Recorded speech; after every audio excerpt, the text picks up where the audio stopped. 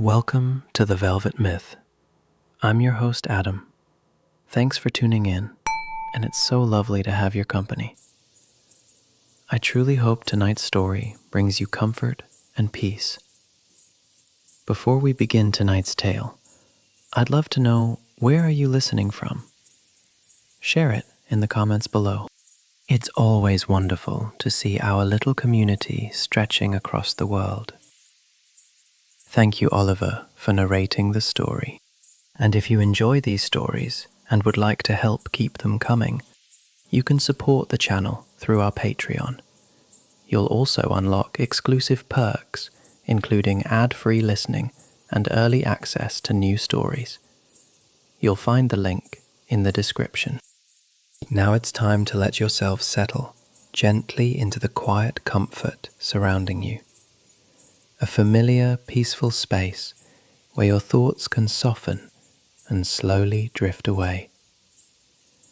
Feel the warmth of your blankets wrapped around you, the gentle support beneath you, and the soothing stillness of the night welcoming you into rest. Allow your shoulders to loosen, your jaw to unclench, and the small muscles around your eyes to grow heavy and calm. With every slow breath, imagine the weight of the day melting away, little by little, leaving behind only softness, warmth, and ease. As your body sinks deeper into comfort, let your mind wander peacefully with tonight's story, knowing there is nowhere else you need to be and nothing more you need to do. Only this quiet moment, this cozy feeling, and the gentle promise of sleep drawing closer with every passing second.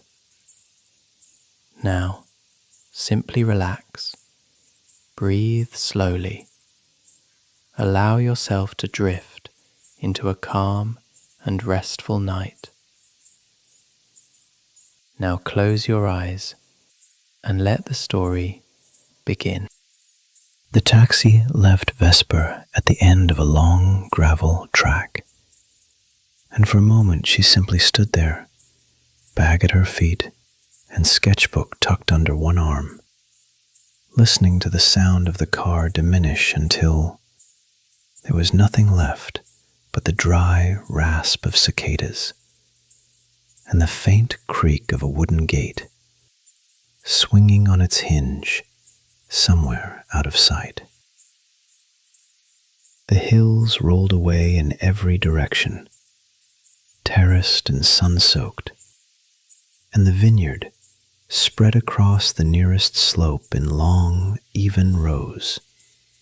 Old Sangiovese vines with thick, gnarled trunks the color of driftwood, their leaves broad and dusty green, trembling almost imperceptibly in a heat that felt less like weather and more like a held breath. Vesper picked up her bag and walked toward the stone cottage. It was a small, sturdy building with walls the color of warm cream and a terracotta roof that had been gathering heat since morning. The clay tiles deepened to a burnished amber in the late afternoon light. A fig tree leaned against the far corner with the casual confidence of something that had always been there.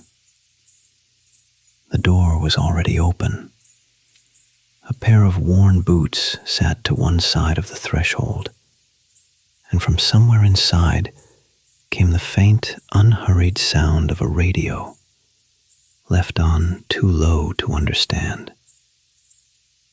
Marco appeared from the shade of the cottage's narrow porch, not suddenly, but gradually, the way figures emerge in a painting when you have been looking at it long enough.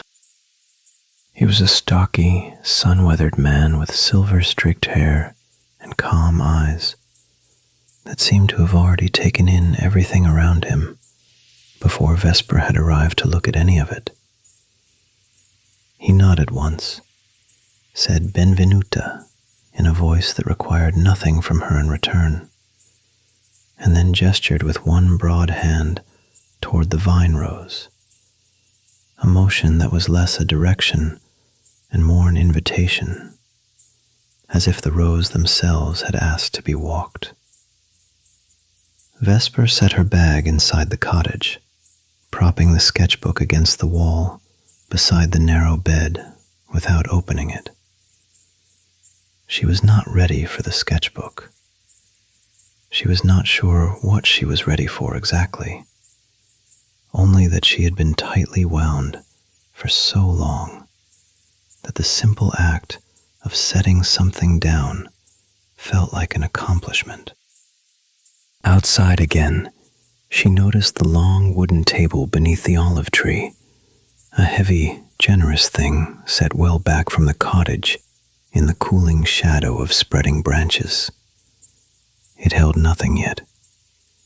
2 lanterns sat at either end, unlit, waiting for evening, with the same unhurried patience as everything else on the hillside. Vesper stood at the edge of the table for a moment, her paint-stained fingers resting lightly on the wood. She had not brought anything to do. That had been deliberate, and also, she understood now, quietly terrifying.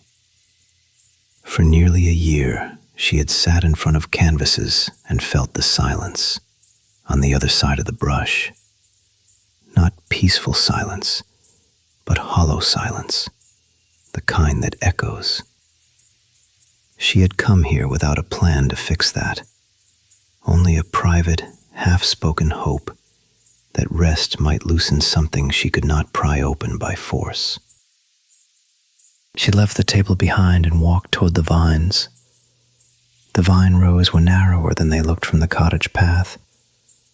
Vesper moved between them slowly, her arms loose at her sides, the old Sangiovese plants rising just above her shoulders on either side, gnarled and thick-trunked, their leaves broad and deeply veined, heavy with the particular fullness of late summer. The ground beneath her sandals was pale and cracked, the soil compressed into a fine dust that shifted around her feet with each step.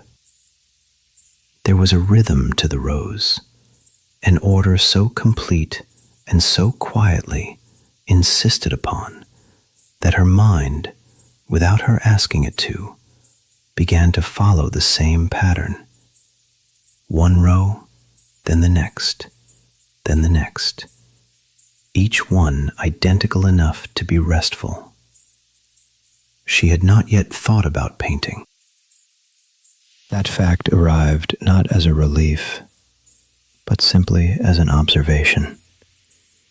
The way you might notice the absence of a sound you had grown so accustomed to, that silence at first registers as something strange.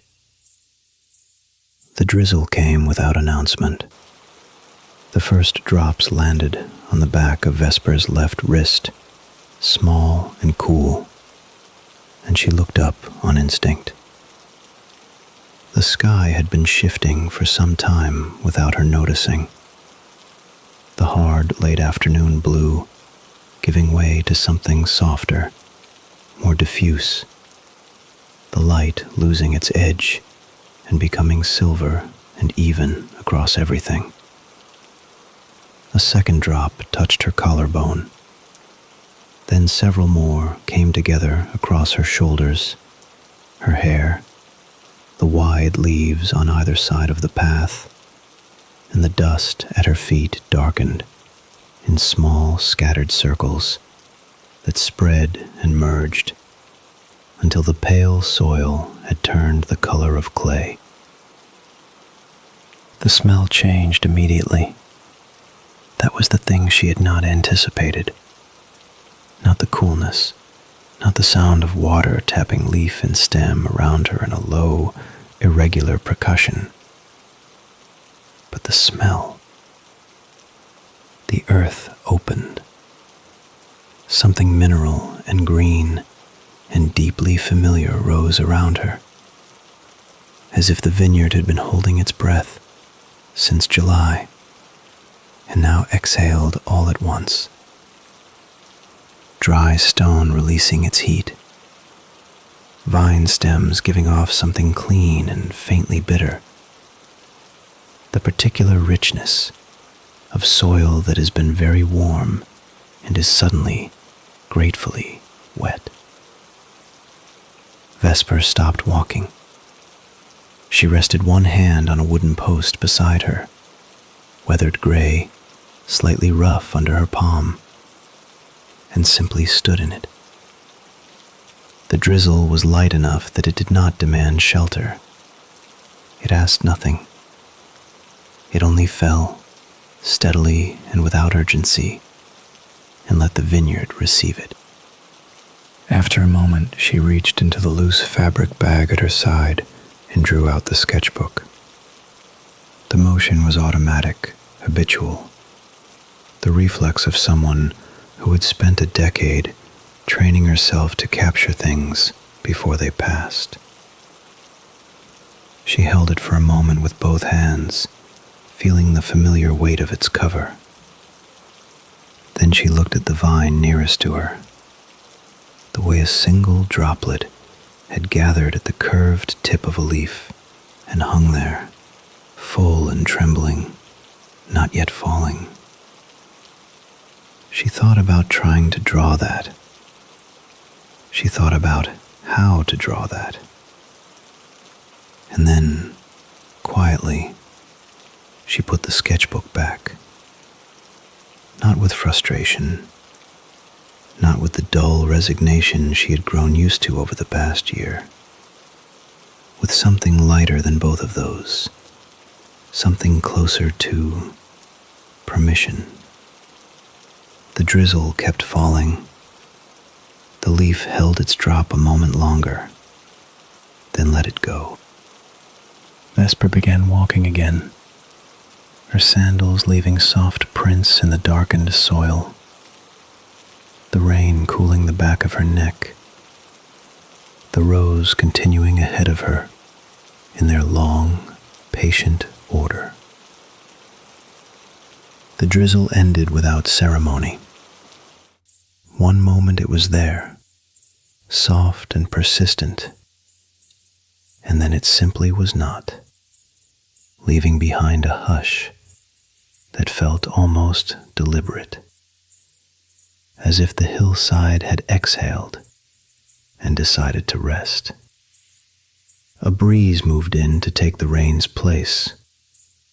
Vesper felt it first against her damp sleeves, cool and clean, carrying something mineral and bright. The smell of wet limestone, of grass that had been thirsty and was no longer. The vine leaves around her shivered collectively, shedding their last droplets in small silver cascades, and the wires strung between the posts beaded with moisture that caught what remained of the evening light. Vesper turned back toward the cottage. Walking out, she had moved through the rows with her head partly down, her thoughts still arriving uninvited. Walking back, something had shifted. The vineyard looked different now. Not transformed exactly, but clarified, the way a window looks after rain. She noticed the stone wall bordering the near terrace, how its mortar had darkened to the color of charcoal in the wet, and how a small clutch of wildflower had taken root in a crack near the base, stubborn and quietly triumphant. She noticed the wooden gate she had passed through on arrival, its paint worn to bare grain at the latch from years of the same hand lifting it the same way. She noticed the outdoor steps leading up to the cottage door, 3 low risers of pale sandstone, now deep and amber gold with absorbed rain, each one slightly uneven in the way that only decades of use could produce. The terracotta roof tiles gleamed. The shutters on the near window had swelled with moisture and sat fractionally open, breathing.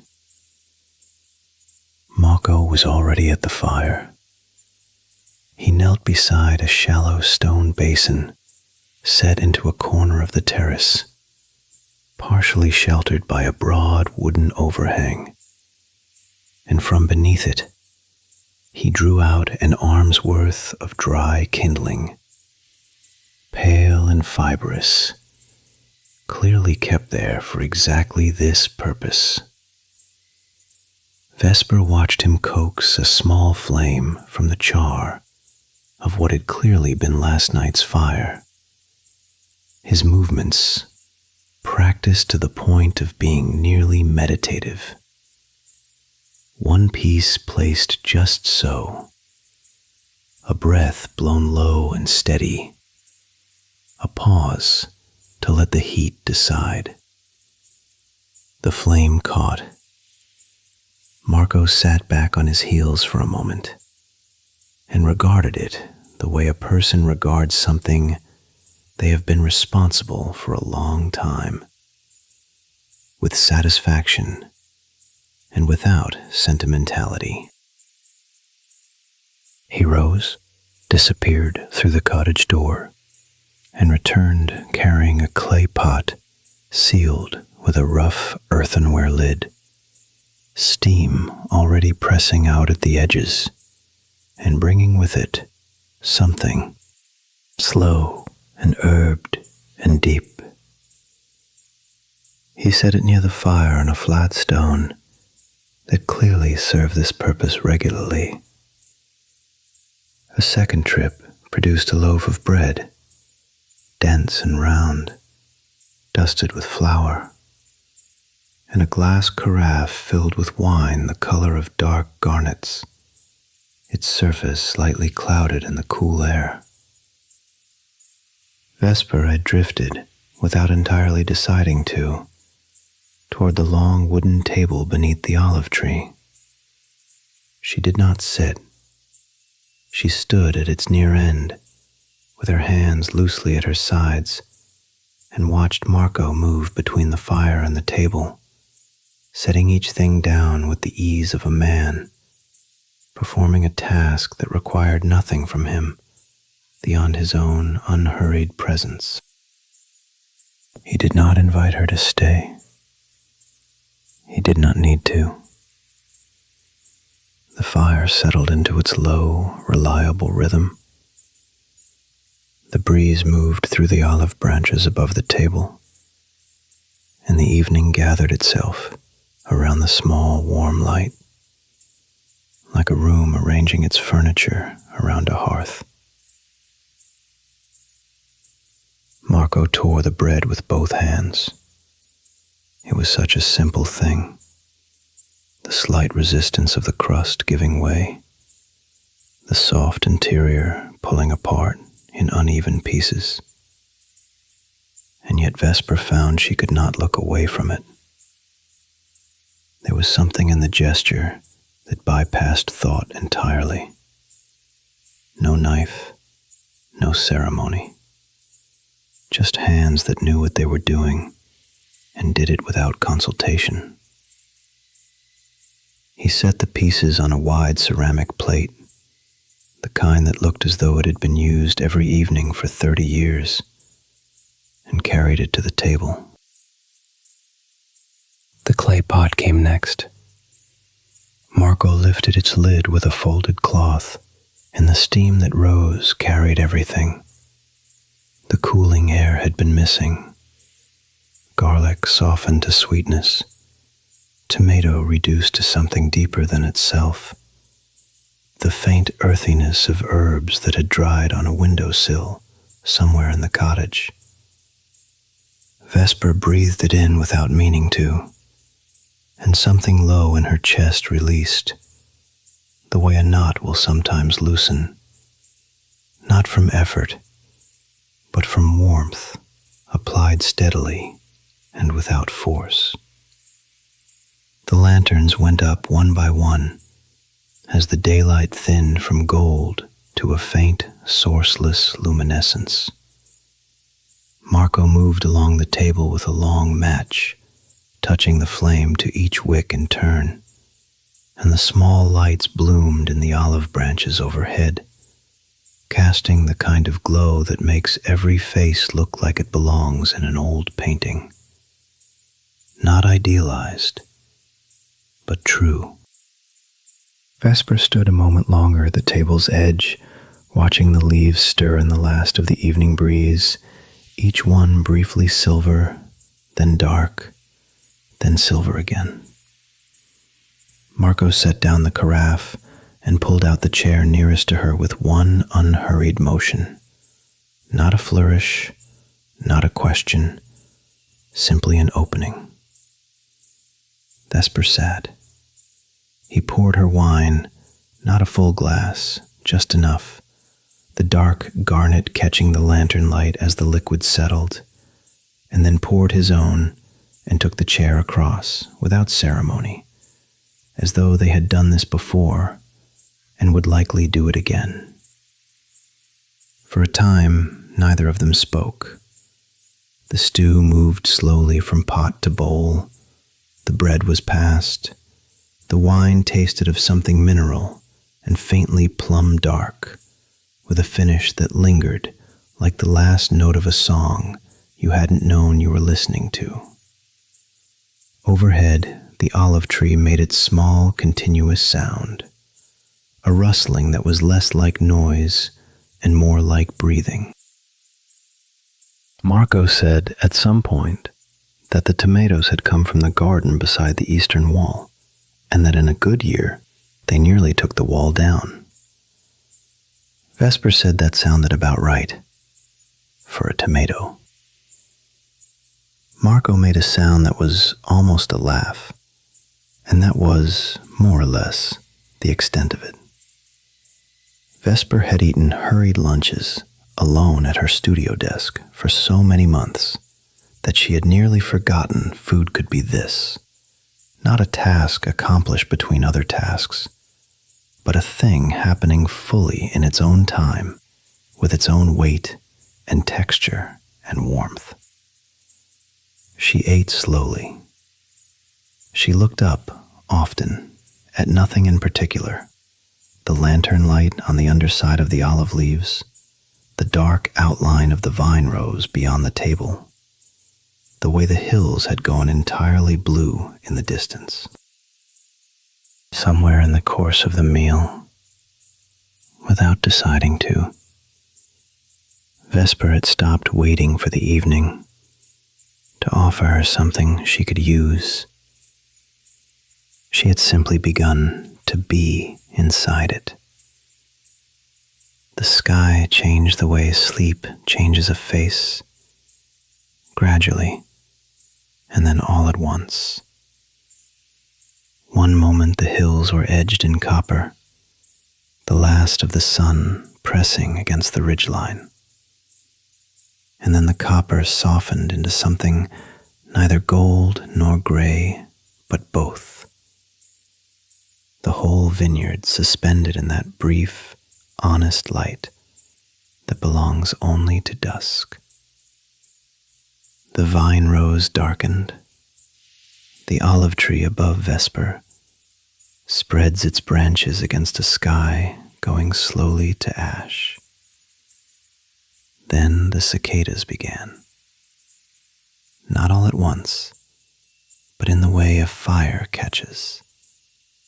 One voice, then two, then a dozen, until the sound was everywhere, and also somehow beneath everything, less like noise than like the vineyard's own pulse made audible. Vesper felt it before she consciously heard it, a vibration that moved through the warm air and settled low in her chest, steady and unhurried, like breathing made collective. She did not move for a long moment. Her wineglass sat nearly empty beside her. The lantern above the table had taken on new importance now that the sky no longer helped, throwing soft amber across the wood grain, the crumb-scattered breadcloth, the edge of the sketchbook she had kept, propped against the table leg all evening, present but undemanded. Vesper looked at it. She felt no urgency. She felt, if anything, a small and quiet curiosity, the way you might feel reaching towards something warm. She picked it up and set it on the table. She opened it to the first clean page. Marco moved behind her, unhurried, gathering the clay pot and the empty carafe, stacking plates, with the practiced quiet of someone who has cleared 10,000 tables and found the task neither beneath him nor above him. He added a single piece of olive wood to the fire without a word, and the flame received it slowly, and Vesper felt the faint new warmth reach her ankles. She did not choose a subject. That was the thing. There was no choosing, no searching the middle distance for something worthy, no internal negotiation about what deserved to be drawn. Her hand simply moved. The first line was the rim of her wineglass, curving away from itself the way glass always does, not quite completing before suggesting the whole. The second line was a vine post she could barely see in the dimming light. She drew it from memory and from the idea of it, and that was enough. Her pencil moved slowly, resting between marks the way Marco rested between sentences, without apology, without the sense that silence was a problem to be filled. Vesper drew the shape of an olive leaf, not the leaf she had stared at during dinner, but a leaf distilled from having looked at many leaves for hours without intending to study them. Her hand knew more than she had given it credit for. It had been watching, even when she had told herself she was only resting. That small recognition did not feel like triumph. It felt like something quieter. A door, not flung open, but found to be unlocked. She pressed her pencil lightly to the page and made another mark. And the mark was right, and she made another. The cicadas held their long, unbroken note around her. The fire settled. Marco's footsteps moved back toward the cottage and did not return, leaving Vesper alone beneath the olive tree, with the lantern and the sketchbook and the soft, dark pressing gently in from the vine rows. She was not producing anything. She was not recovering anything. She was simply drawing, the way the cicadas were simply singing, because the evening called for it, and the body knew how to answer. The last pale suggestion of color, a thin seam of dusty violet along the ridge where the hills met the sky, dissolved so gradually that Vesper could not have said exactly when it was gone. One moment it was there, faint and receding, and then the dark was simply complete. and the vineyard became a different place entirely. Intimate, softly bounded by the reach of the lantern, the vine rose beyond it, fading into something that was less absence than rest. She had stopped drawing without deciding to. The pencil had simply gone still in her hand, and then it was lying across the open pages, and her hand was in her lap, and she was only looking. The fireflies began at the edges, small, unhurried blinks, low in the grass between the nearest vine rows, as if testing whether the dark was ready. It was.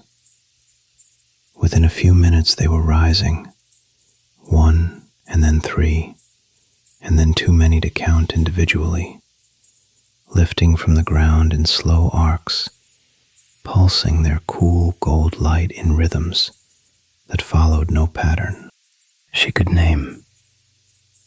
They did not swarm. They drifted, each one moving at its own quiet pace, blinking on and off, like the last thoughts before sleep, present, then soft, then present again. Vesper leaned back in the chair and let the weight of her shoulders settle fully into the wood. Somewhere in the past hour, without ceremony, the last of the tension she had carried here had simply finished. Not released. She had not pushed it away.